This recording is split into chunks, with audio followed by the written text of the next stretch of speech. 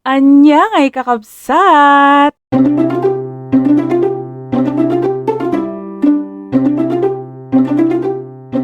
Chocolate bouquet for today's vlog.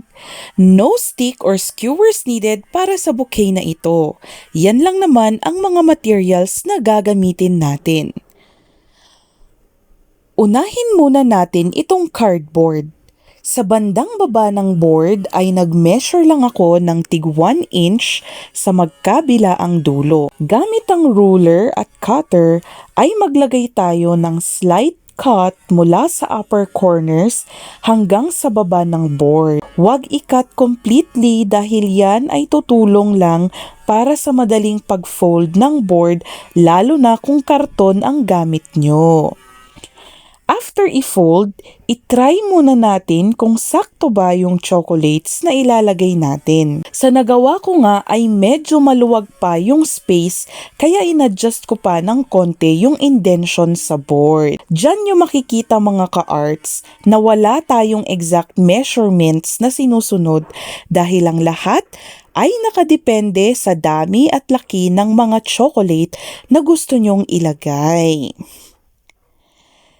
Next naman ay pwede na nating idikit yung mga chocolates sa board gamit ang tape. Kung mapapansin nga ninyo, dun ako sa may seal nagdidikit para ma-press ko siya at dumikit ito ng maayos. Didikit naman yan agad kasi plastic yung wrap ng chocolate.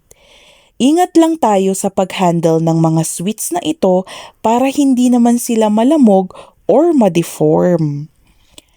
Pag okay na kayo sa arrangement ng mga chocolates, use as much tape as you need para hindi magtanggalan yung mga chocolate. Hindi naman marami yung nagamit kong tape sakto lang.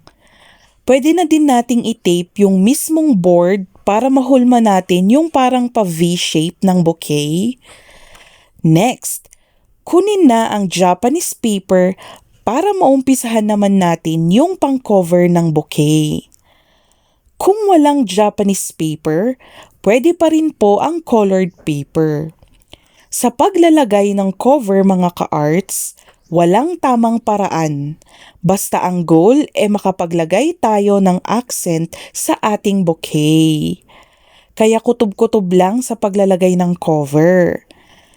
Sa ginagawa ko nga, sinundan ko lang yung mismong fold ng Japanese paper, tapos tinabasan ko lang siya ng kaunti.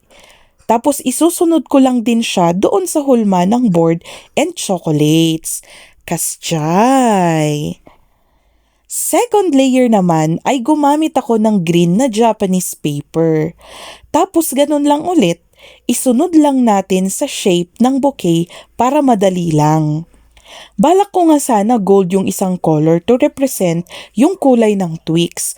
Kaso wala naman akong ganun na kulay Anusan aditi adda kasjay?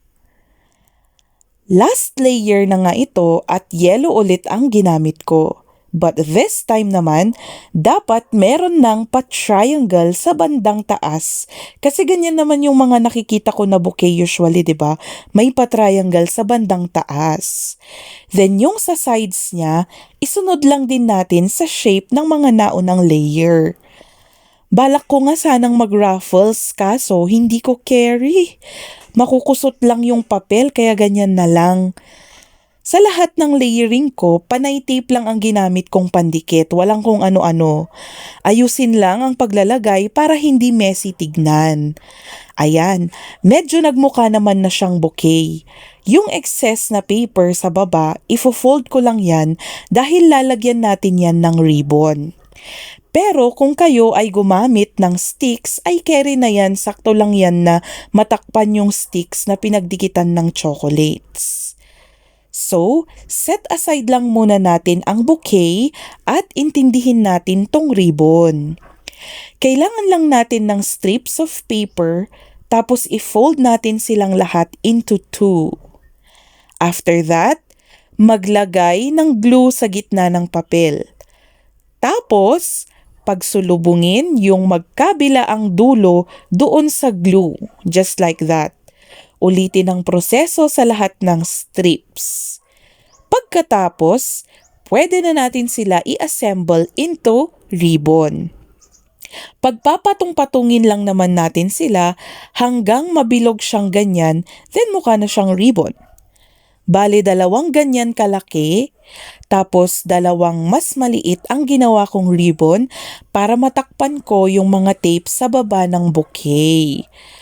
Gamit ang double-sided tape, idikit natin yung mga ribbon sa baba ng bouquet. Make sure na hindi sila magkakalasan ha. Ayan, meron ng chocolate bouquet para kay teacher. Happy National Teachers Month po sa lahat ng mga dakilang guro natin dyan. Saan man kayong panig ng bansa, deserve nyong i-celebrate ang inyong buwan. At ganun-ganun lang, another project done. Shadi mga ka-arts! Kasjay!